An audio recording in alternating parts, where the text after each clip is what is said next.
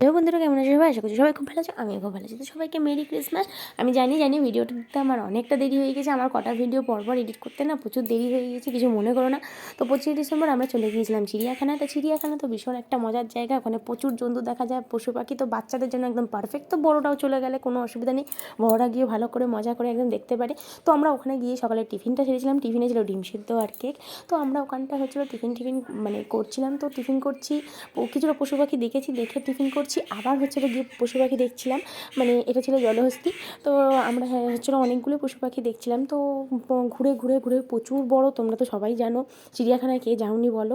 তো আমরা ঘুরে টুরে নিয়েছি, অনেক বেলা হয়ে গেছিলো। তারপর চলে গেছিলাম টিফিন লাঞ্চ করতে। তো লাঞ্চে ছিল ছোলার ডাল, মেথি শাকের পরোটা, এমনি পরোটা, আর ছিল মোয়া আর পাটিসাপটা। তো আমি ওই ভিডিওটা করিয়ে নিই। তো আমরা হচ্ছিলো খাচ্ছিলাম, আমরা তিনজনে গেছিলাম, আমি আমার বরমশাই আর আমার ছেলে। তো আমরা তিনজনে গিয়ে ভীষণ মজা করেছি।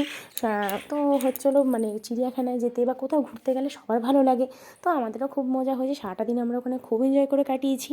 তারপরে আবার একটুখানি ঘুরে ফিরে নিলাম, নিয়ে আমরা হচ্ছিলো চিড়িয়াখানাকে টাটা করে বেরিয়ে গিয়েছি। তো কে কোথায় ঘুরতে গেলে কমেন্টে অবশ্যই জানিও। ভিডিওটা ভালো লাগলে লাইক কমেন্ট শেয়ার করে দিও।